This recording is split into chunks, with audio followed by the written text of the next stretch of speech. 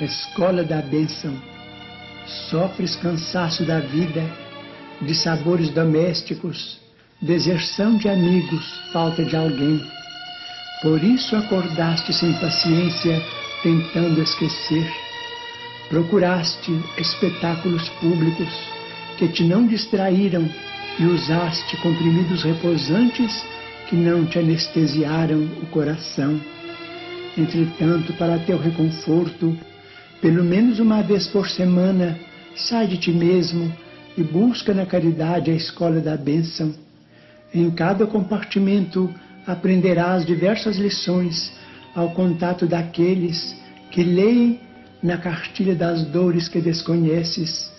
Surpreenderás o filme real da angústia no martírio silencioso dos que jazem num catre de espinhos sem se queixarem, e a emocionante novela das mães sozinhas que ofertam, gemendo, aos filhinhos renascentes a concha do próprio seio como prato de lágrimas. Fitarás homens tristes, suando penosamente por singela fatia de pão, como atletas perfeitos do sofrimento, e os que disputam valorosamente com os animais um lugar de repouso ao pé de ruínas em abandono. Observarás ainda mais os paralíticos que sonham com a alegria de se arrastarem, os que se vestem de chagas esfogueantes, suplicando um momento de alívio, os que choram mutilações trazidas do berço e os que vacilam, desorientados na noite total da loucura. Ver-te-ás então consolado, estendendo consolo, e ajustado a ti mesmo, volverás ao conforto da própria casa, murmurando feliz: obrigado, meu Deus.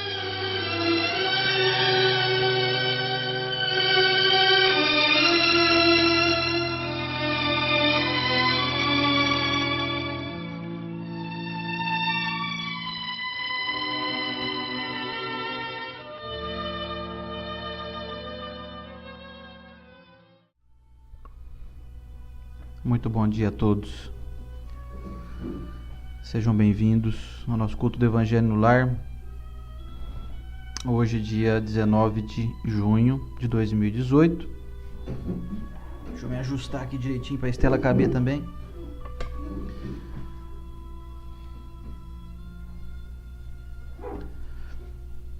E aí, como é que tá todo mundo? Todo mundo bem? Espero que sim. Uma satisfação poder estar aqui de novo, com a permissão do nosso mestre. Espero que todos estejam nos ouvindo aqui em alto e bom som. Pelo que eu estou monitorando aqui, aparentemente está tudo ok. Dou as boas-vindas para você que está conosco. Mais uma vez, mais uma semana, dando sequência ao nosso estudo do Evangelho, nosso culto do Evangelho no Lar. Qual o objetivo desse estudo? Vocês fazem ideia, não? Será que o pessoal sabe? Pelo menos dentro da nossa mente aqui, temos como objetivo estimular as pessoas a realizarem o culto do Evangelho no Lar em suas casas. Quando nós fazemos juntos aqui, é muito legal, mas que sirva apenas de modelo, para que cada um busque a realização desse chamado culto, desse estudo, dessa busca pelo conhecimento dentro da sua casa, aí você fazer com a sua família, ou fazer sozinho, ou fazer com alguém aí mais que queira. Com isso você leva luz para sua casa, luz para o seu pensamento, e pouco a pouco as coisas vão se transformando. O mundo talvez continue o mesmo, mas muda muita coisa dentro de nós. A energia que passa a permear o ambiente em que a gente está, onde a gente realiza o culto, pode ser também no trabalho. Às vezes você prefere fazer isso no seu trabalho, aí, na sua empresa, ou no local que você trabalha, enfim. Isso faz uma grande diferença, porque isso traz para nós conhecimento novo, companhias espirituais elevadas e uma certa repulsa por parte de espíritos que estão no equívoco, estão buscando perturbar o ambiente. Não digo nem por conta de sua malignidade, mas por conta de sua ignorância, porque todo aquele que faz algo que prejudica alguém, às vezes até sem intenção, está num caminho de equívoco e que leva prejuízo para si mesmo. Então, sejam bem-vindos para mais uma semana. Hoje, na nossa semana de número 93, né? 93, exatamente. Hoje nós temos um texto um pouquinho mais longo do que o habitual. Não, 93.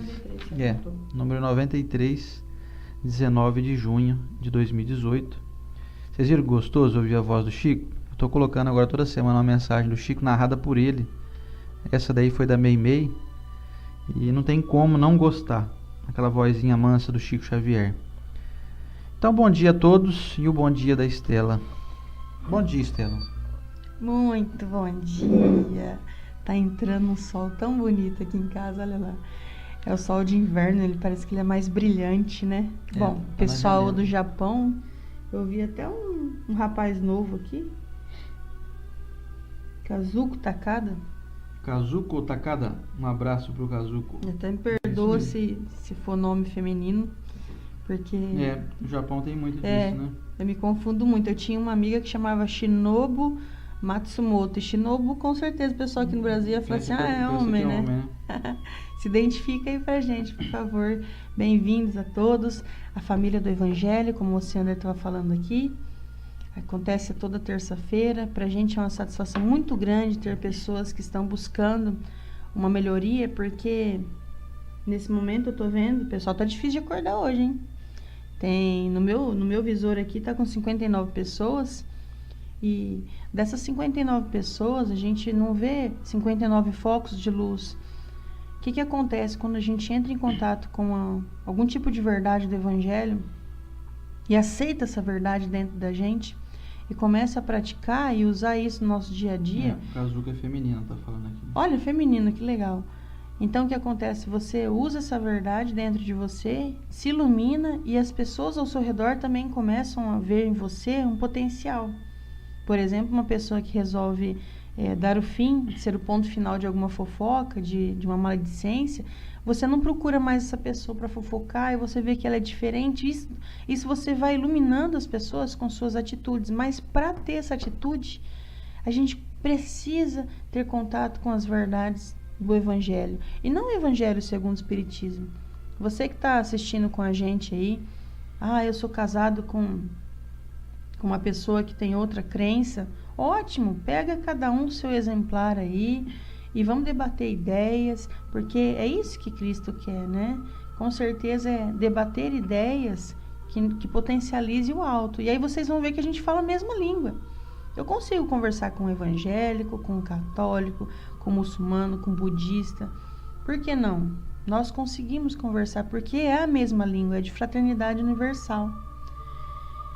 E hoje, mais uma vez, a gente continua no capítulo do duelo. Nós não trouxemos um livro, porque hoje tem uma leitura um pouquinho mais extensa, com 3 pensadores diferentes, né? Então, nós optamos por, acho que é a primeira vez que a gente não traz nada de fora, ou a primeira ou a segunda, que eu me lembro também de estar explicando sobre isso. Mas tenho certeza que a gente vai tirar boas reflexões do que a gente vive hoje aqui dentro. Vamos à nossa prece, então? Fique da maneira mais confortável que você puder ficar aí na sua casa, no seu trabalho. Nosso amigo Ronaldo está trabalhando. Só não relaxa muito, não você cai aí. Rapaz, caiu no caixá. Se vocês puderem fechar os olhos também, porque agora a gente vai agradecer ao nosso Mestre Jesus por essa reunião, por estarmos formando essa família tão grande, uma família que tem o mesmo objetivo, de se curar internamente, com esse médico maravilhoso de almas, que é o nosso médico Jesus. Agradecemos a espiritualidade amiga, agradecemos mesmo, porque eles estão todos aqui, nos lares das pessoas que tentam se edificar, se melhorar. A gente para com isso de jogar a culpa nos outros, do nosso desequilíbrio, das nossas faltas, das coisas ruins que a gente sente no coração. Espiritualidade amiga, cada pessoa aqui dessa corrente gravou um nome em seu coração nesse momento, o nome de um enfermo, de um desencarnado, de alguém que a gente tem saudade, de alguém que a gente ainda não perdoou, de alguém que ainda não nos perdoou. Espiritualidade amiga, anote todos esses nomes que estão nos nossos corações, porque o desejo é grande de desatar esses nós, o desejo é grande de cura para as pessoas que a gente ama, o desejo é grande de um dia ter realmente o reencontro no qual a nossa fé nos faz continuar caminhando. Amado Mestre Jesus, que em meu lar e o lar de todas as pessoas que buscam a sua palavra possam sim se iluminar, mas que possamos iluminar os nossos passos também fora dele. Obrigada a todos os amigos aqui presentes, encarnados e desencarnados, que possamos ter nesse estudo uma chave para a felicidade. Que assim seja. Que assim seja. Antes de começar aqui o Evangelho, eu quero deixar a minha homenagem, a minha gratidão a um irmão meu de coração que foi morar com Jesus ontem, o José Rubens Boari, que tive a grata satisfação de conviver por muito tempo e só tenho gratidão a ele por tudo que a gente vivenciou. E deixo um abraço meu para toda a família Boari lá de Fernandópolis, que mora no meu coração para sempre. Então, a minha singela homenagem ao José Rubens, que hoje voltou para o colo de Jesus e ainda por cima, além de ter terminado a sua existência aqui atual, se propôs em vida a doar todos os seus órgãos e vai continuar vivo, fazendo vida no corpo de muitas pessoas que vão se utilizar de algumas partes de si mesmo que vão continuar vivas, sem contar na memória daquela figura sempre agradável, sempre alegre, sempre brincalhona, que literalmente pegava a gente no colo para fazer bagunça. Saudoso e inesquecível José Rubens Boari, meu abraço para você onde você estiver aí, e para toda a família Boari, Bolognin, para todos os nossos irmãos queridos do coração lá de Fernandópolis, recebam o meu abraço aqui, a minha homenagem sincera. Vamos então ao nosso culto do Evangelho. Hoje, dando sequência no o Evangelho segundo o Espiritismo, de Allan Kardec. Estamos estudando e finalizando o capítulo 12. O capítulo tem como título Amai os vossos inimigos. E hoje, dando sequência ao duelo, que é um termo aparentemente pouco utilizado ainda nos dias atuais, graças a Deus, por conta da evolução humana. Você não vê mais ninguém duelando com ninguém na rua, né? Com espada, com tiro. Mas nós vamos falar da versão dos anos 2000, né? Desse duelo que continua ainda. Não com espadas, mas com espadas nesse instrumento aqui, ó, que nós temos na língua. Vamos lá então. Evangelho segundo o Espiritismo, capítulo 12, Amai os vossos inimigos, item 13, 14 e 15. O item 13 aqui é ditado por um espírito protetor em Bordeaux no ano de 1861. O duelo, como o que outrora se chamava juízo de Deus, é uma dessas instituições bárbaras que ainda regem a sociedade. Que diríeis, entretanto, se visseis os dois antagonistas mergulharem na água fervente ou sujeitarem-se ao contato do ferro em brasa para decidir a sua disputa, dando razão ao que melhor se saísse da prova? Chamaríeis de insensatos a esses costumes, pois o duelo é ainda pior que tudo isso. Para o duelista emérito, é um assassinato cometido a sangue frio, com toda a premeditação desejada, porque está seguro do golpe que irá desferir para o adversário, quase certo de sucumbir, em virtude de sua fraqueza e de sua inabilidade. É um suicídio, cometido com a mais fria reflexão. Bem sei que muitas vezes procura-se evitar essa alternativa, igualmente criminosa, recorrendo-se ao azar. Mas isso não é, embora sob outra forma, uma volta ao juízo de Deus da Idade Média? E lembre-se que naquela época era-se infinitamente menos culpado. O próprio nome do juízo de Deus revela uma fé ingênua, é verdade, mas sempre uma fé na justiça de Deus, que não poderia deixar sucumbir um inocente, enquanto no duelo tudo se entrega à força bruta, de tal maneira que é frequente sucumbir o ofendido. Ó estúpido amor próprio, tola vaidade, louco orgulho, quando sereis substituídos pela caridade cristã, pelo amor do próximo e a humildade de que o Cristo nos deu o exemplo e o ensino? Somente então desaparecerão esses preconceitos monstruosos que ainda dominam os homens e que as leis são impotentes para reprimir. Porque não é suficiente proibir o mal e prescrever o bem. É necessário que o princípio do bem e o horror do mal estejam no coração do homem. Agora o item 13, ditado por Francisco Xavier em Bordeaux, 1861. Que pensarão de mim, dizeis frequentemente, se me recusar a reparação que me pedem, ou se eu não a pedir àquele que me ofendeu? Os loucos, como vós, os homens atrasados, vos censurarão. Mas os esclarecidos pela flama do progresso intelectual e moral dirão que agis segundo a verdadeira sabedoria. Refleti um pouco. Por uma palavra dita muitas vezes sem intenção ou inteiramente inofensiva por um de vossos irmãos, vosso orgulho se fere, respondeis de maneira áspera e a provocação está feita.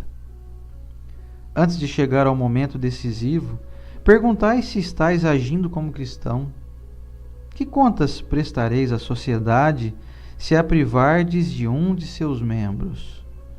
Pensai no remorso de haver roubado uma mulher o seu marido, a mãe o seu filho, os filhos o pai e com ele o seu sustento.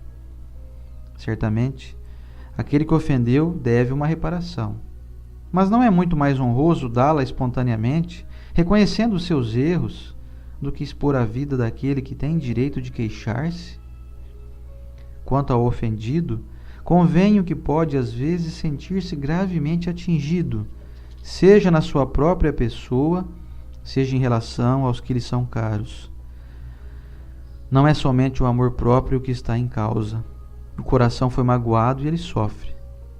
Mas além de ser estúpido jogar a vida contra um miserável capaz de infâmias, mesmo que mate a este, por acaso a afronta não subsiste, seja qual for?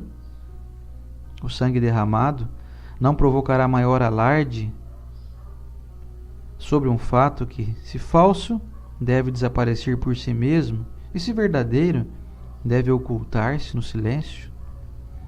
Só restaria, pois, a satisfação da vingança praticada, triste satisfação que frequentemente, já nesta vida, deixa causticantes remorsos. E se for o ofendido quem sucumbe, onde está a reparação? Quando a caridade for a regra de conduta dos homens, eles conformarão os seus atos e as suas palavras a esta máxima: não faças aos outros o que não queres que os outros te façam. Então, sim, desaparecerão todas as causas de discórdias, e com elas as causas dos duelos e das guerras, que são duelos entre povos. Agora o último item desse capítulo item 15, ditado por Agostinho em Bordeaux, também no ano de 1861. O homem do mundo, o homem feliz, que por uma palavra ofensiva, um motivo fútil, joga a vida que Deus lhe deu e joga a vida do seu semelhante, que só pertence a Deus, este é 100 vezes mais culpado que o miserável que, levado pela cobiça e às vezes pela necessidade, introduz-se numa casa para roubar e mata o que tenta impedi-lo. Porque este é quase sempre um homem sem educação, com imperfeitas noções do bem e do mal, enquanto o duelista pertence geralmente à classe mais esclarecida. Um mata brutalmente, o outro, com método e cortesia, o que faz a sociedade desculpá-lo. Acrescento mesmo que o duelista é infinitamente mais culpado que o infeliz que, cedendo a um sentimento de vingança, mata no momento de desespero.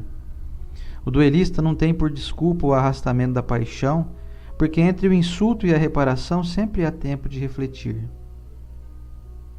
Ele age, pois, fria e premeditadamente. Tudo é calculado e estudado para matar com segurança o seu adversário. É verdade que expõe também a sua vida, e é isso que justifica o duelo aos olhos do mundo, que o considera como ato de coragem e desapego à vida. Mas haverá realmente coragem quando se está seguro de si mesmo? O duelo, resto dos tempos de barbárie, quando a lei era o direito do mais forte, desaparecerá com uma apreciação mais sã do verdadeiro problema da honra, à medida que o homem adquirir uma fé mais ardente na vida futura. E o item 16 é uma nota aqui, deixada por Kardec, que diz o seguinte: os duelos se tornam cada vez mais raros, e se ainda vemos, de tempos a tempos, dolorosos exemplos, o seu número não pode ser comparado ao de outrora. Um homem não saía de casa antigamente sem prever um encontro, tomando sempre as precauções necessárias. Um sinal característico dos costumes do tempo e dos povos era o uso do porte habitual, ostensivo ou disfarçado, de armas ofensivas e defensivas. A abolição desse uso revela o abrandamento dos costumes, e é curioso seguir-se a sua graduação desde a época em que os cavaleiros só saíam com armaduras de ferro ou de lança em punho, até o simples uso da espada, que depois se tornou mais um ornamento, um acessório de uniforme, do que arma agressiva. Outro sinal do abrandamento dos costumes é que antigamente os combates pessoais se davam em plena rua, diante da turba, que se afastava para deixar livre o campo, e hoje se ocultam. A morte de um homem é hoje um acontecimento que provoca comoção. Antigamente, não se lhe dava atenção. O Espiritismo extinguirá esses derradeiros vestígios da barbárie ao inculcar nos homens o senso da caridade e da fraternidade. Encerramos aqui então hoje o capítulo 12 e vamos ao comentário da Estela.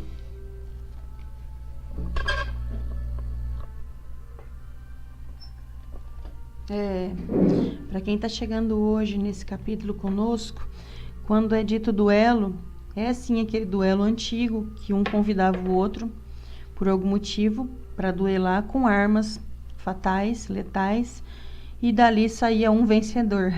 Aí nós no Espiritismo, ou de maneira cristã, pensando vencedor, né? No primeiro texto, quando é nos dado essa palavra suicídio, quando você aceita um duelo, quando você provoca, aceitei, quando alguém me provoca, o que eu trago isso para minha vida hoje? Porque hoje nós não encontramos mais duelos frente a frente, cara a cara, uma pessoa com a outra, com uma arma letal. Mas hoje nós encontramos nas obras subsidiárias que já partiram depois de Kardec, o que veio para a gente de maneira literal foi André Luiz, que Chico Xavier psicografou brilhantemente. Todos dizem que conhece Chico, que ele não era assim uma peneira, ele era um funil, colocava lá, saía aqui nas nossas mãos. E nós lemos há muito tempo as histórias de André Luiz como se fosse um capítulo de uma novela, né? E aí no primeiro livro, ou para quem assistiu aquele filme chamado Nosso Lar, a gente encontra, eu não lembro no filme certinho como eram as cenas de quando ele estava no umbral, que ele passou 8 anos lá, que os espíritos provocadores chamavam ele de suicida, e aquilo atormentava ele, porque ele, com um pouco de lucidez, que ele passou esses 8 anos lá de estado mental debilitado, quando ele entrou também no Nosso Lar, ele foi chamado de suicida. Você chegou aqui na condição de suicídio. E ele não aceitou isso, ele era médico. E aí demonstraram para ele que ele aceitou sim, sabe de que maneira? Ele passava muita raiva. E aí eu encontro então o Evangelho em mim. nesse momento que ele pergunta se você está duelando dessa maneira, de encarando a sua vida de maneira suicida. Toda vez que alguém te provoca e você fica aquele tempo processando a provocação dentro de você, você entrou no duelo. Porque entende que se você andar agora, desencapar a espada da bainha e mostrar para mim, eu falo assim, tô nem aí que essa espada é sua. Agora o problema é eu ficar assim, você não vai acreditar. Você acredita que o Oceander me chamou para o duelo? Você acredita que ele fez isso? Aí eu não estou acreditando. E você fica, isso é o que eu estou falando, imagina o que eu penso. Isso é o engolir veneno o tempo todo da raiva. Como André Luiz chegou no campo espiritual com o nome de suicida. Será que não somos assim? Será que alguém aí não te chama para um duelo, para uma provocação? Te dá uma alfinetadinha, até nas redes sociais, né? Te dá uma alfinetada e você fica processando aquilo. Quando você fala o nome da pessoa, você altera. Quando você escuta falar da pessoa, você se altera. Você já não gosta mais daquela pessoa porque ela mostrou um ponto de vista diferente do teu. Isso é levar raiva para dentro de si. Isso é suicídio. Porque a gente já está numa etapa evolutiva diferente. Então eu começo a descobrir em mim o que anda me matando. E agora eu vou para o segundo texto, que hoje a gente tem muito comentário. Espero que serviu esse para alguém. Se não serviu, descarta e vamos para o próximo. Vamos encontrar alguma coisa na fala da Estela que sirva para minha vida. No segundo texto, eles colocam aqui que você vai então tirar um membro da sociedade, um pai de família, um filho, e fala, não, pula esse capítulo aí, pula esse trecho aí, porque ninguém mais mata ninguém assim. Poxa, nós às vezes... Nesse tamanho que temos, deixa eu ver quantas pessoas estão nos assistindo. 90 pessoas nos assistindo aqui, que às vezes estão em família. Um beijo para Ana Luísa, filha da Valquéria e do Wagner, uma fofa que está aí nos assistindo. E todos que estão nos assistindo aqui, com certeza já não matam. Ah, Deus me livre de tirar um membro da sociedade. Conheço um amigo meu que teve um acidente de carro e ele ficou entrou em depressão, pediu dispensa do trabalho por conta de ter... se envolvido nesse acidente, que morreu um jovem. E a gente sente isso. Deus me livre de matar um cachorro, um gato, viajando na estrada. Então eu não mato mais, certo? Então vamos buscar dentro de nós o que faz sentido do Evangelho na nossa vida, porque ele ainda vai fazer para muito tempo. E nesse momento nós matamos muitas coisas. Nós matamos a esperança no coração das pessoas. Nós matamos os sonhos das pessoas. Encontrei a fala de uma amiga, há um tempo atrás, que disse assim para mim, minha prima veio falar que quer engravidar de novo, você acredita? Aí eu falei assim, o que tem, né? Ai, menina, a gestação dela foi tão difícil. Aí eu fui lá e falei, você tá louca? Engravidar de novo? Você não viu que você passou na gestação? Você teve que ficar 3 meses de cama? Eu falei, meu Deus... Olha o que a gente faz com uma pessoa, eu revelar para vocês, gente, eu tô com vontade de engravidar. Isso já é um sonho dentro de mim, é um brilho no meu olhar, é um sorriso de lembrança de um neném em casa e alguém fala assim, você tá doido em engravidar de novo? Pensou, Sandra? Falei, gente, eu vou comprar um carro novo.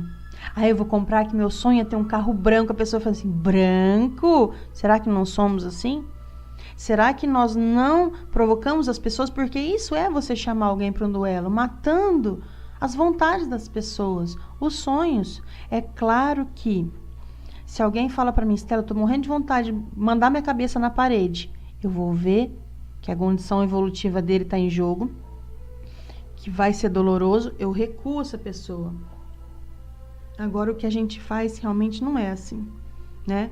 Alguém vem me falar assim, ô Estela, eu comprei um sapato ali, nossa, eu paguei R$100, eu falo assim, nossa, eu acabei de ver uma promoção desse sapato ali, R$20 ali na esquina. Eu estou matando a alegria da pessoa de ter adquirido um sapato de 100, mostrando para ela que, ô, seu trouxa, tá vendendo a R$20 ali.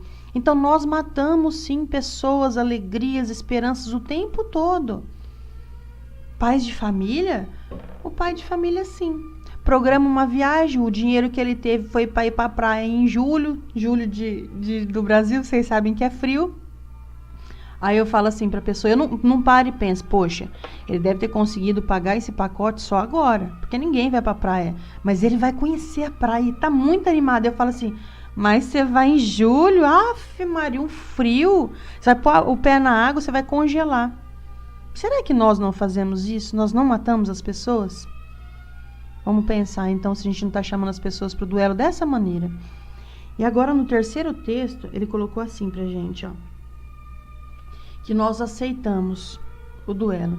Para eu aceitar um duelo, eu preciso pensar em que arma eu vou usar. Se a pessoa está me mostrando uma faca, antigamente, o duelo, vocês lembram como que eram os duelos? Bom, eu devo ter vivido lá, eu não lembro agora, mas eu lembro das histórias, como é que era.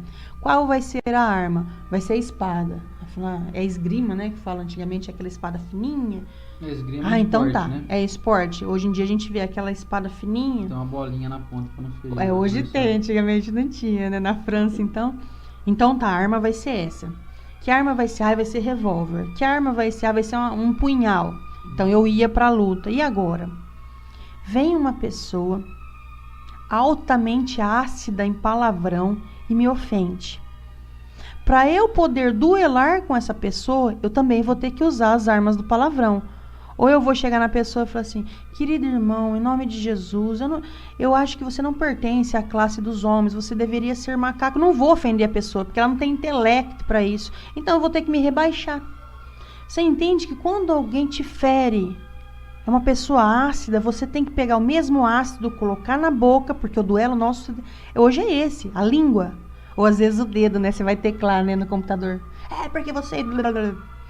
Onde você está colocando esse ácido? A pessoa é ácida, deixa o ácido com ela. Mas não levo o desaforo para casa. O que eu faço? Eu também tenho esse veneno dentro de mim. E aí eu produzo um veneno dentro de mim, sai pela minha boca, porque eu também não levo desaforo, então eu também tenho que soltar ácido. Mas e a produção interna minha? Não leva desaforo, não leva paz para casa. Também. Não levo desaforo para casa, mas eu levo dentro do peito uma guerra. Para que isso? Leva junto, né? Extrai o desaforo, mas leva guerra para dentro. O Oceano tá falando, extrai o desaforo e leva a guerra para dentro. É isso daí mesmo. Então, será que eu também não estou escolhendo armas? A pessoa me cutuca em um churrasco da família. Vocês desculpa que esse exemplo meu é muito real, gente, porque é muita coisa que a gente escuta. Estela, não tô bem. Por quê? Porque agora eu tenho que frequentar a casa do meu marido, da minha esposa, e lá tem um cunhado assim, e ele vai, porque aí ele sabe que se ele for, eu não vou. Por causa de um dia de cutuco. Ou senão, o que a gente faz? Escolha a arma. Agora eu vou sentar lá quietinho. Na hora que surgiu o assunto, eu vou lá e coloco a arma em jogo. Coloco as pedras. Para com isso. Será que eu tenho que ficar andando com um monte de pedra dentro de mim para um dia eu atacar? Não preciso. Uma alma feliz é uma alma leve. E uma alma leve está despojada de coisas ruins. Eu não preciso mais enfrentar esses duelos. Não preciso. Isso daí, principalmente se não é mais o meu tamanho. Aquele tamanho que você se espanta com a atitude do outro. Fala, meu Deus, Oceano, você viu um monte de palavrão que fulano falou para mim? Eu fico espantado, porque eu nem sei de onde tirou tanta coisa. Pronto. Então significa que não é o meu tamanho, porque eu estou espantado da atitude do outro, da falta de bom senso, do tamanho do alfinete que me jogaram. O que eu faço? Eu recuo. Eu não tenho aquela arma, não. Deus me livre, minha filha me vê falando esse monte de palavrão aí. E no trânsito? Será que eu não revido? A pessoa me dá uma buzinada. Avalia dentro de você se não entra num duelo.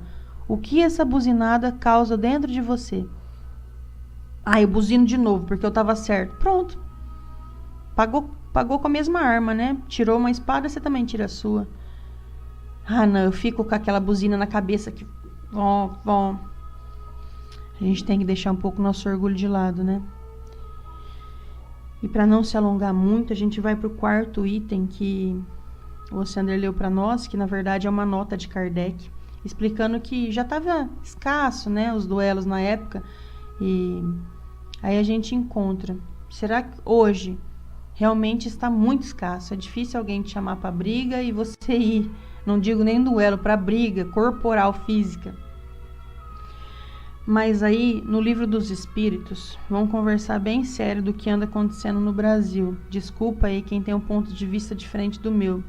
Mas existe um candidato que está fazendo uma apologia de volta às armas de fogo. E eu pergunto a vocês, qual a intenção no qual uma pessoa fabrica uma arma? Não, Estela, mas se for assim, a gente tem faca em casa, é arma branca. A faca foi produzida para nós mexermos com alimentos, para alimentar o nosso corpo. Ela nunca é produzida com a intenção de matar. Nunca, eu digo, em indústrias. Agora uma pessoa pode aí fabricar um punhal, pessoal que está com má intenção. Mas uma arma de fogo, ela é feita para matar. Tanto que os estudos das balas, dos cartuchinhos lá, ela fala, ó, esse daqui, se entrar na pessoa em tal distância, mata assim. Eles não falam, esse daqui, se entrar na parede, não, é na pessoa. Quando a gente vai em um stand de tiro, por exemplo, que tem o alvo, qual que é o alvo desenhado lá? É aquele corpo humano, assim, ó. Então, por favor, se você é cristão, pode votar nesse cidadão aí que você tem livre-arbítrio, mas não entre nessa apologia de sair de casa armado, como disse aqui Kardec, que você já não tenha a necessidade de vou ficar precavido o tempo todo, vou andar com uma espada do lado, você vai andar com um revólver no seu carro, porque vai que você precisa matar alguém. Um retrocesso, né? É um retrocesso danado, é isso que o Sandro falou, é esse nome, retrocesso. Uma arma só é feita para matar. Ah, mas aí eu mato o bandido. Você acha mesmo que uma pessoa vai entrar na sua casa preparado para te assaltar? Você vai ser mais rápido e pegar a arma e matar? Por favor, que inocência. Tá parecendo que eu tô conversando com uma criança. Não, é para me defender. É porque defender. Defesa. Por favor, gente. Outra, quantas vezes você já foi assaltado na sua vida? E aí analisa se nesse momento ia dar tempo de você pegar uma arma e matar esse cidadão. Levar o teu relógio. Você teria matado o cara por causa do relógio? Ah, mas ele teria me matado. Estamos falando do duelo que Cristo veio dizer pra gente, chega, deixa ele levar teu relógio. Quantas pessoas aqui ligadas a nós já passou por uma situação assim que eu deveria ter matado aquele ladrão? Vocês me desculpem que eu posso estar ferindo alguma alma que foi agredida, que foi violentada, né? Que horror eu estar falando isso, mas assim, é Cristo que já nos disse que a gente tem que aprender a ser manso e pacífico. E se eu tiver uma arma dentro da minha casa, eu não vou ser manso e pacífico. Se eu tiver uma arma dentro da minha casa, eu lembro que as vozinhas falavam antigamente, lembra, Luciano? O diabo atenta, hein? Você imagina uma briga conjugal com uma arma ali na gaveta? Qual dos dois vai pegar primeiro? Ou para se dar um tiro na própria cabeça, ou para matar o outro. Quantas pessoas não vão embora aqui desencarnado precocemente em brigas porque tinha arma ali, que é muito fácil. Quantas vezes você já não se arrependeu dos seus atos? E aí a gente volta atrás ou carrega o arrependimento. Agora imagina matar. Isso é muito complicado. Por favor, não aceite uma arma de fogo na sua casa. Por favor. Porque isso é um retrocesso danado. Acabou os duelos, não precisa mais se defender.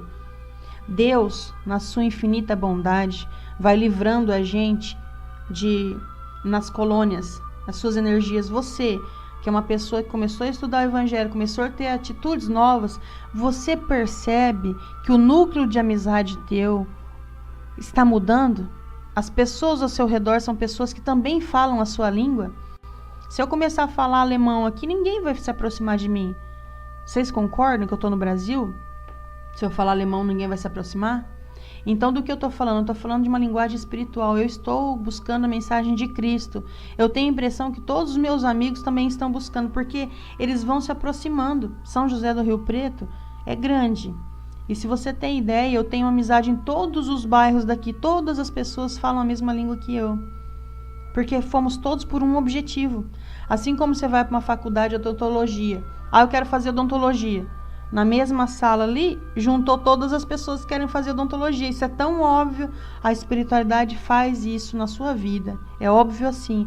Olha lá, o Oceano é uma pessoa desse nível. Ele junta todas as pessoas desse nível. Então pode ficar tranquilo, meu irmão. Vai ser muito difícil você cruzar a linha com alguém cruel a ponto de você ter que usar uma arma. Fica tranquilo, tenha fé. Tenha fé que estamos sendo todos regidos. Ah, mas e se acontecer e eu não tiver... Se acontecer, estava então na sua linha esse cruzamento. Mas não foi porque você vai comprar ou não comprar uma arma. Foi por atitudes mentais e ações, de repente, até do passado. E do passado que eu digo é aquele passado longínquo que a gente não tem ideia ainda. Aquele passado de reencarne. Agora o Sandro vai trazer as reflexões dele. Só complementando o que a Estela falou em relação ao uso de arma, eu confesso que eu não sou contra em alguns casos. Por exemplo, tem gente que mora em sítio, lugar afastado, onde se for ter necessidade de chamar um policiamento, pode ser que não dê tempo.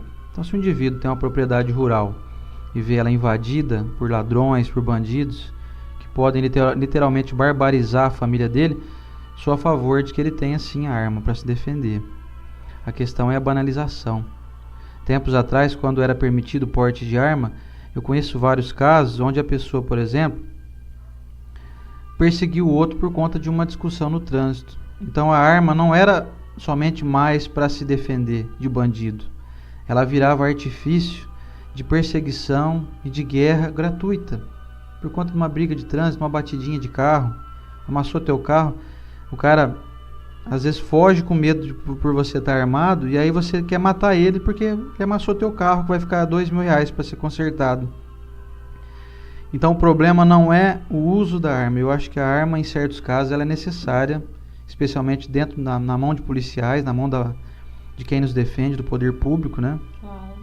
No Japão, por exemplo, eu morei lá, não tem arma de fogo. Pois é. Assim, não tem, os policiais não usam. Então, em certos casos, pessoas que são aí perseguidas, que foram ameaçadas, até, por exemplo, o pessoal que trabalha na justiça, juízes, enfim, policiais, e algumas pessoas que, algumas raras, têm sim necessidade de arma. Eu acredito que é o bom senso, né?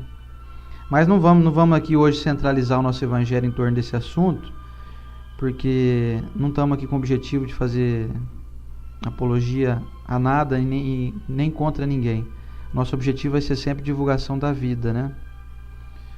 Falando do duelo, então, eu deixei destacado aqui uns trechos, algumas frases aqui. Como fala que quem entra na linha do duelo são os insensatos, diz aqui o espírito protetor. E quando o sujeito entra num duelo, ele aceita porque ele sabe que ele vai ganhar. Então é um assassinato cometido a sangue frio, com toda a premeditação desejada. É assim que funciona diante daquele que é mais corajoso, ou daquele então que é mais preparado, né? Já está acostumado a duelar.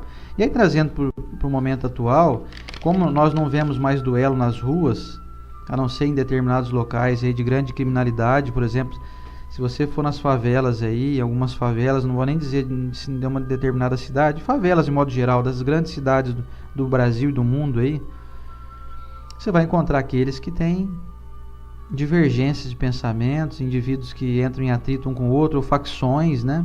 E as pessoas literalmente ainda duelam, mas são casos mais raros, mais pontuais. O que eu trago para a nossa reflexão em relação a esse duelo que as pessoas vêm travando contra alguém, contra pessoas, contra ideologias. Esse duelo nefasto, desrespeitoso, onde você tem uma ideia e o outro tem outra, e você literalmente desmerece um indivíduo por ter às vezes um pensamento diferente do seu. Quer ver um duelinho bobinho que está acontecendo ultimamente? O negócio da Copa do Mundo. É um duelinho bobo. Você divulga lá, eu gosto de Copa do Mundo, legal, vai Brasil, ganha, sei lá, Neymar e tal. Já tem que vir alguém duelar com você que não gosta de Copa, que é onde já se viu, que o Brasil está nessa situação e a gente fica torcendo. Gente, o que tem a ver uma coisa com a outra? O que tem a ver o governo, a política aí com o futebol? Você pode estar protestando, não estar feliz com a política, e pode sim estar gostando de ver o Brasil jogar. Eu mesmo adoro ver o Brasil jogar. Ah, mas esses jogadores ganham milhões, isso aqui é problema deles. Eu quero ficar feliz com o gol, com a comemoração. O povo fica feliz. Então, se você não gosta de futebol, é um direito seu. Mas não critica quem gosta. Mata a alegria dos outros. Né? Não tira a alegria do coração daqueles que às vezes esperam 4 anos para poder ali ter um momento de vibrar e torcer pelo Brasil. Talvez é um momento de despertar dessas pessoas para uma conscientização em relação até à política.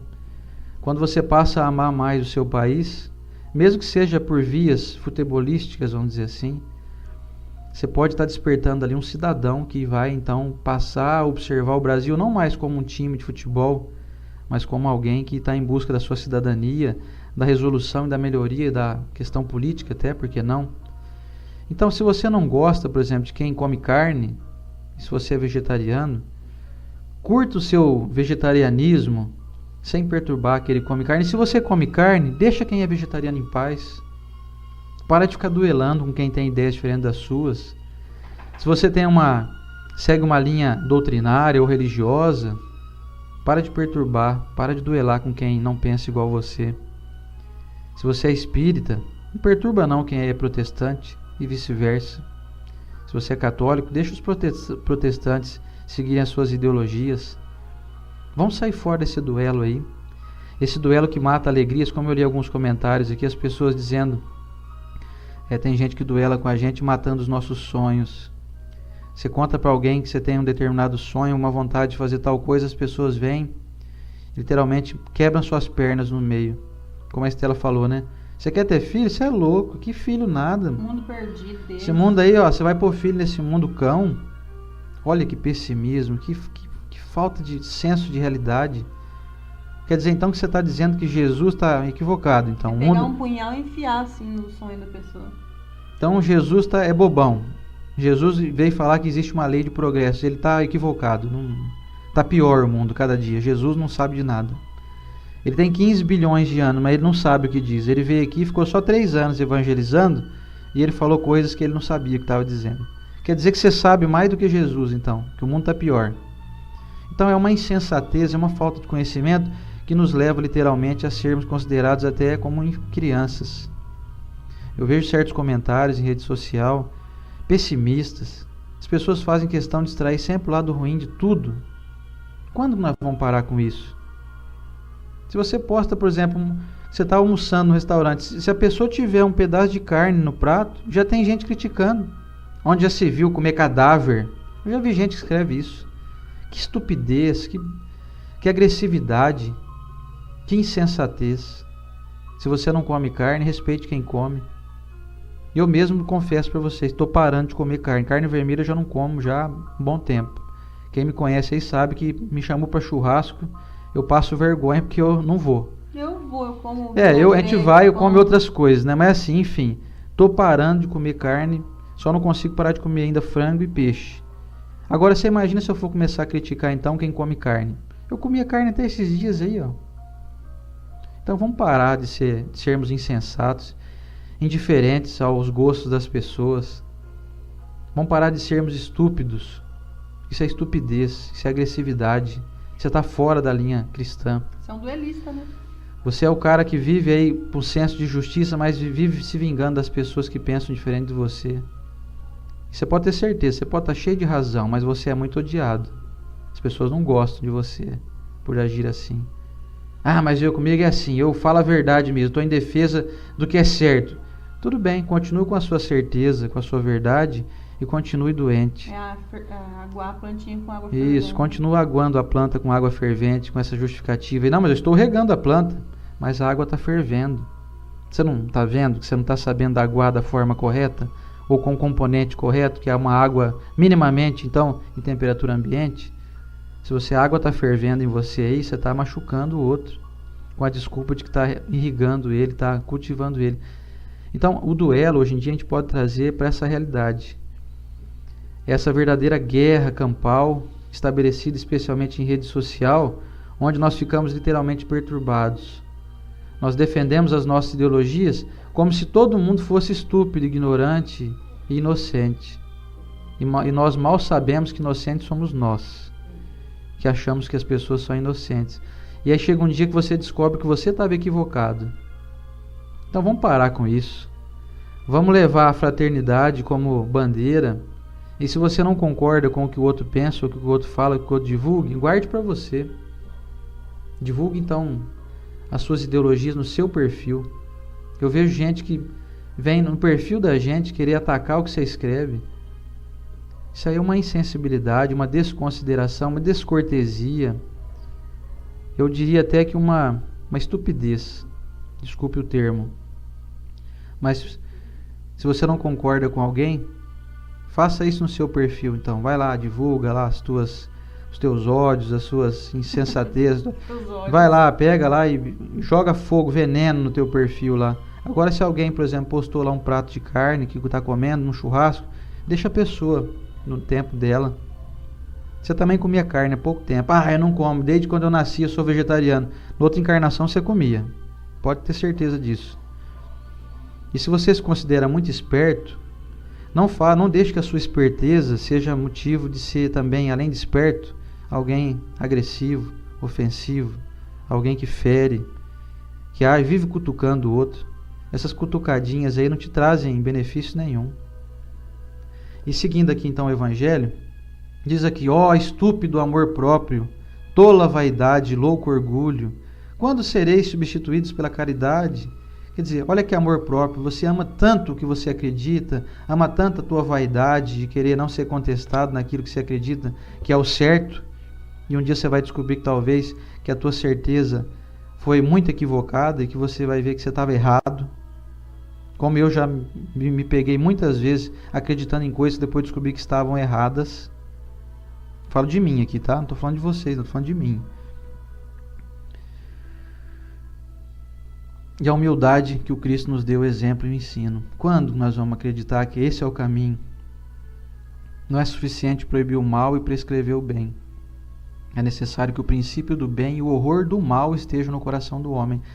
Então, se nós temos aí princípios do bem dentro de nós precisamos desenvolver também o horror ao mal.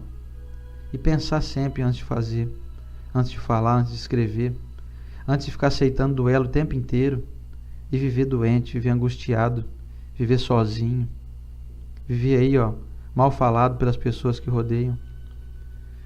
Que pensarão de mim, dizeis frequentemente, se me recusar a reparação que me pedem? Ou seja, a gente se preocupa demais com o que as pessoas vão pensar da nossa moral, que não pode ser abalada.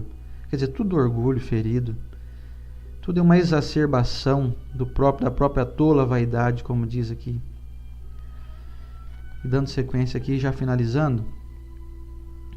Além de ser estúpido jogar a vida contra um miserável capaz de infâmias, mesmo que mate a este, por acaso a afronta não subsiste, seja qual for. Ou seja, quando você briga com alguém aí, você mata ele com o seu poder intelectual, com a sua escrita perfeita, com o seu poder de persuasão, não subsiste então a afronta? A pessoa não vai continuar às vezes pensando igual? Você vai conseguir resolver o problema? Está sendo eficiente a tua abordagem? Quando você debate com alguém, você está conseguindo usar meios em que você faça com que a pessoa creia naquilo que você acredita, mas de maneira respeitosa? Ou você apenas vive em choque, só para poder causar atrito e virar aquela faísca, sabe quando bate uma pedra na outra? A gente vive de faísca e não vive de resolver problema. Nós não estamos conseguindo sermos um pouquinho mais adiantados na arte de convencimento. Exponha o teu ponto de vista. Se você, por exemplo, vamos usar o exemplo aqui do veganismo, né, de quem ainda se alimenta de carne. Se você considera o veganismo algo legal, e eu também considero até, eu acho que quem já está nesse nível está mais adiantado. O futuro vai ser assim mesmo, nós vamos parar de comer carne.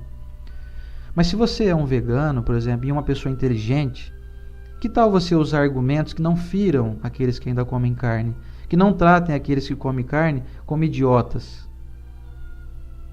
Então não menospreze, haja com um pouco mais de inteligência, um pouco mais de doçura, mostre quais são as vantagens do veganismo, por exemplo, que eu estou usando aqui como exemplo, mas são incontáveis. Se você, por exemplo, tem uma preferência política A, por que você não tenta convencer quem tem a preferência política B de que o seu A é ótimo?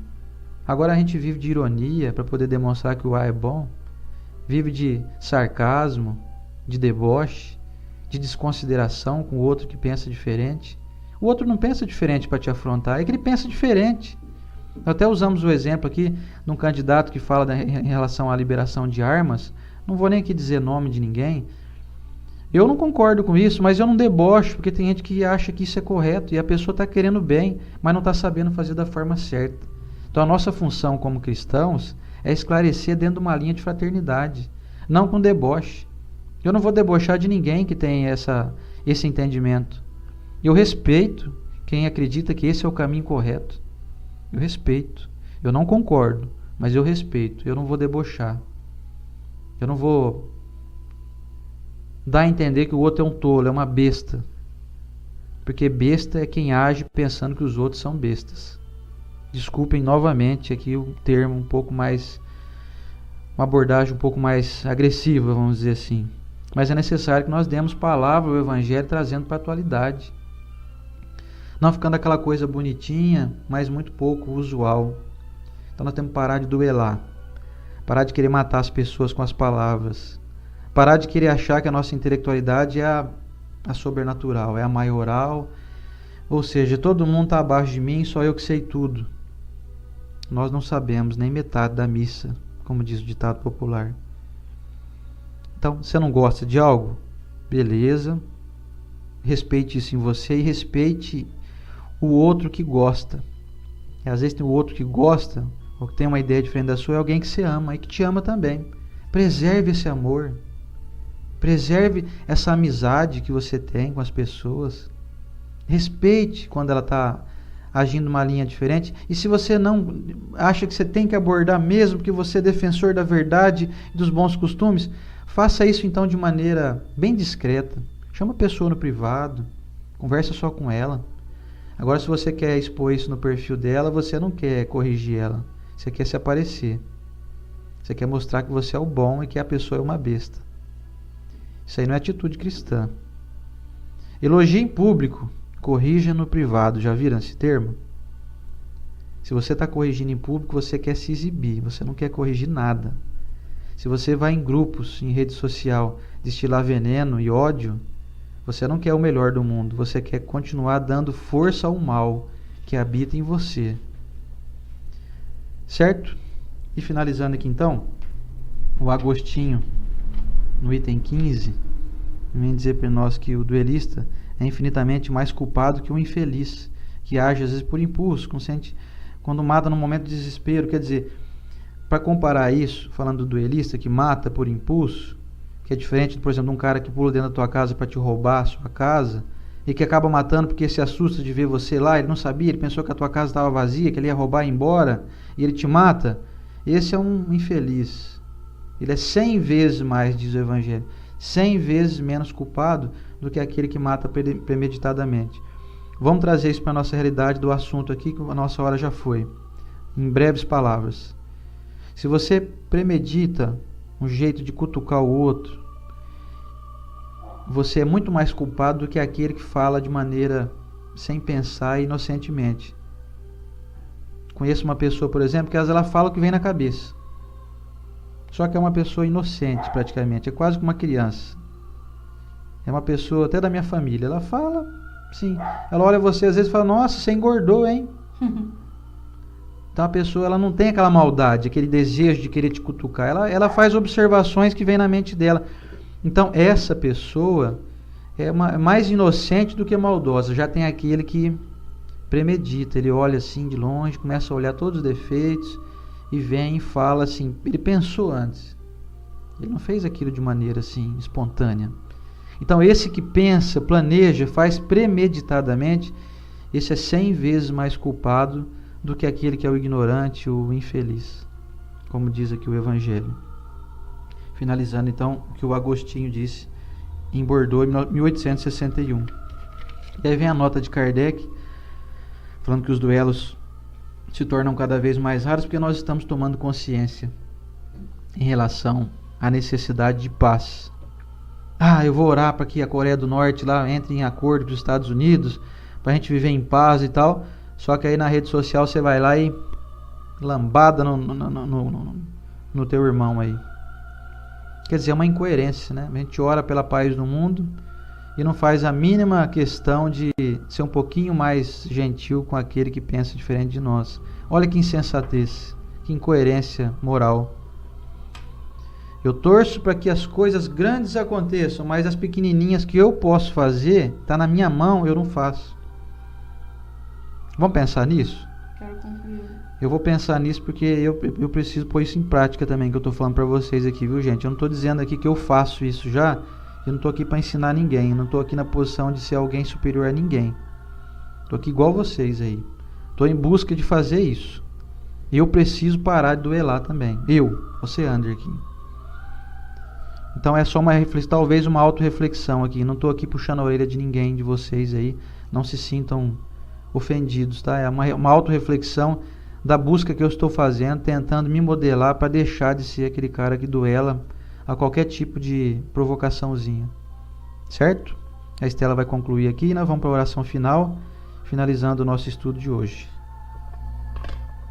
Bom, rapidinho então. Quando você vai ter uma palavra negativa para a pessoa, que é de ponto de vista diferente, maneira de olhar diferente, ou algo que você sabe que tem certeza, você já tem um não, e o não é pesado, a negativa já é pesada. Então, verifica se realmente precisa ser falado. Verifica se você não está chamando alguém para o duelo, que você pode dar um ponto de vista diferente, essa pessoa vira praticamente seu inimigo, porque aceitou o duelo que você inicialmente começou. Vamos pensar nisso. Vou falar algo negativo, vou me desarmar, falar com o máximo de humildade possível, já que esse negativo para a pessoa é algo que vai ferir ela. Outra coisinha, gente, para quem é contra a Copa do Mundo, acha que a gente está tudo... o torcedor é alienado. É tudo vislumbrado, gente fora da vamos realidade. pensar assim, eu tenho um caso aqui dentro de casa. Para quem me conhece, hoje quem está assistindo, tem bastante gente que conhece a minha situação. Meu pai está cadeirante. E ele não está nem aceitando mais ir no cinema com o Oceander, porque ele acha que estorva. E ele fica ali no canto dele. Se tivesse um medidor de alegrias, dá até vontade de chorar. Se tivesse um medidor de alegrias do meu pai nesse momento, a alegria dele ia estar bem forte, porque ele está vendo a Copa. Quem sou eu para falar assim, deixa de ser bobo, é pão e circo, olha a situação do Brasil, você vai ficar assistindo o jogo. Gente, por favor. Não mistura uma coisa com a outra. Não mistura uma coisa com a outra, você não está sabendo do que é uma organização da CBF, você não está sabendo de nada do que está acontecendo. Você acha que Deus fica triste de ver dois jogadores de países que são inimigos, eles se dão as mãos em campo, as torcidas ficam lá e elas não entram em guerra? Você acha que Deus fica triste com uma Copa do Mundo? Por favor, gente, vamos colocar o nosso olhar cristão sobre as coisas. Ah, mas você não está vendo o Temer? Por favor, veja a alegria do outro ali do lado, pessoal vestindo camisa verde e amarela, cantando o hino, alegria no ar, por favor. Porque aí a gente vai começar a entender sobre coisas sutis. A alegria está no ar. Não é pão e circo, não. A situação é diferente. É só a gente pensar um pouquinho mais. E eu não debato ninguém que eu vejo assim, mas eu vejo que o pessoal está tudo poluindo as redes sociais porque eu não gosto disso. Passe a gostar das coisas. Não fale o que você não gosta, fala o que você gosta. Mas assim se como... você não gosta, respeita quem gosta. Isso, respeito. Quando perguntaram para Chico Xavier se é a favor do aborto, ele falou assim, eu sou a favor da vida. Ele não falou, sou contra o aborto, ele falou, sou a favor da vida. Olha que lição ele nos deu. Quando você é contra algo, você é a favor. Então, se você é a favor de paz, gente, vamos eleger o candidato fulano porque vai ser bom pro Brasil. Vamos falar de coisas boas. Eu não gosto, eu não torço, eu não vou... Isso é negativo, negativo faz mal para você. Olha André Luiz na condição de suicida. Será que você não vai passar a Copa inteira engolindo raiva toda vez que parar um comércio para assistir um jogo? Você escutar um hino nacional, você vê alguém com a bandeira do Brasil no carro, alguém com uma camisa do Brasil, você fica engolindo raiva porque é contra o que você acredita? Por favor, pense em você e respeite ao próximo. E aí, lembre-se, como diz aqui a Estela, o pai dela ama futebol, adora. Eu também gosto muito de futebol. Sei que tem maracutaia, que tem dinheiro aí envolvido. Eu sei disso, mas eu gosto da arte, do drible, do gol, da bola que o cara chuta e entra no ângulo, da dificuldade que o goleiro tenta pegar a bola. Enfim, eu não vou ficar descrevendo aqui, mas eu gosto de futebol. Eu gosto da Copa do Mundo e sei que nós estamos vivendo um momento político difícil, mas se eu não gostar de Copa do Mundo, não vai fazer o momento político se resolver. Deixo isso claro. Se a gente deixar de gostar de Copa do Mundo, não vai fazer o Temer virar um ótimo presidente e a política ficar ótima também. Uma coisa não tem ligação com a outra. A Copa do Mundo é uma organização internacional da FIFA, que é um órgão independente, não tem nada a ver com o governo brasileiro. Então pare de associar coisas que não têm associação. Deixe essa estupidez de lado. Deixe de lado essa agressividade em querer contrariar tudo que você não gosta. Deixe as pessoas que gostam. Certo, gente? Desculpe até se a gente se altera um pouco, mas é esclarecimento. É só pra gente esclarecer, assim, que se Jesus estivesse aqui, eu tenho certeza que ele gostaria muito de ver a Copa do Mundo. Ele acho que ele não torceria para ninguém, né? Jesus ama todos, né? Os países, Ele né? torce para toda vez que ele vê dois irmãos lá, ó, terminou o jogo, se dá as mãos. Ele torce por isso. E vê essa afeição que nutre os povos e que, enfim, faz com que muitas pessoas que até então não se despertaram ainda para senso de nacionalidade, patriotismo, passem a amar mais o Brasil. Nossos filhos aprendem a cantar o hino na Copa. Pois é. Tanto que eles escutam. E a gente já viu casos já onde, quando o Brasil ganha a Copa do Mundo, que é campeão, melhora a economia, melhora o senso de otimismo, diminui os homicídios, enfim, o povo fica mais feliz. Enfim. Isso aí é um fato já comprovado cientificamente. Em ano de vitória do Brasil, que o Brasil é campeão, tudo flui melhor. Então isso aí não tem como ninguém contestar. Vamos então à nossa prece final, para daqui a pouquinho a gente dar um abraço nas pessoas. Eu vou sair para se a Lívia chorar e bala. Tá, então vamos lá então para a nossa prece. Convido você a pegar a sua água aí, fluidificada.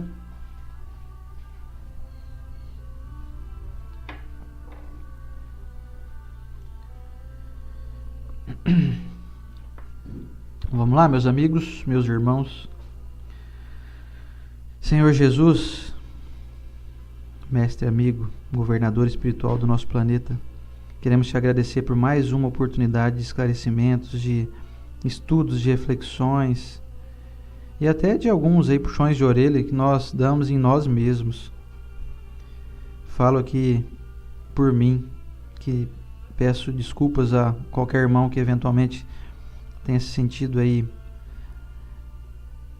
confrontado com os seus pensamentos. Nosso objetivo aqui não é criar nenhuma polêmica, e sim trazer essa reflexão, trazer essa busca pelo entendimento e pela fraternidade, pela boa convivência entre todos, até aqueles que pensam diferente uns dos outros. Podemos hoje, mestre, exercitar um pouco mais esse pensamento de que nós temos que nos tolerar mais, respeitar mais os nossos pontos de vista. Tanto como a gente gosta que nos respeitem, nós temos que aprender a respeitar os pontos de vista das pessoas que têm ideias divergentes das nossas. Queremos agradecer, mestre, a companhia de tantos amigos, tantos irmãos que nos acompanham, que nos dão o seu crédito, a sua paciência, a sua amizade, o seu companheirismo. Aqueles que nos acompanham ao vivo, aqueles que nos assistem em outro momento, sejam todos abençoados. Aos nossos entes queridos, aqueles que partiram ao mundo espiritual, o nosso abraço, o nosso carinho, a nossa saudade, a certeza de que logo nos reencontraremos. E logo que eu digo assim, não é logo em um dia, um mês, um ano. É como disse o benfeitor Emmanuel, cada existência é um segundo na eternidade. Daqui a um segundo nós estaremos juntos novamente. Que nós possamos ter esse olhar de bondade, esse olhar um pouquinho mais apurado, em sermos mais fraternos, mais agregadores, mais otimistas, que nós possamos nos programar para divulgarmos mais coisas que façam bem ao coração dos nossos irmãos, e menos atrocidades, menos intrigas, menos ironias, menos deboches. Queremos deixar de sermos duelistas, mestre, e nós te agradecemos pela intuição, pelo estímulo, pela companhia dos nossos benfeitores que o Senhor nos enviou, que possamos ser ponto final de qualquer intriga, de qualquer duelo, para que isso não se perpetue, para que isso não se alimente mais. Aos amigos de luz aqui presentes e presentes junto ao lado de cada um que nos assiste, nosso muito obrigado pela companhia, pela presteza, pelo discernimento, sempre vivo, trazendo para nós esperança, força, alegria, empolgação pela vida, felicidade e alegria. Quero que nesse momento, mestre, todos que nos assistem sejam banhados por uma luz azul muito bonita e possam ter os seus organismos físicos reequilibrados nas suas forças vitais. Que o seu espírito possa encontrar felicidade na imortalidade do espírito.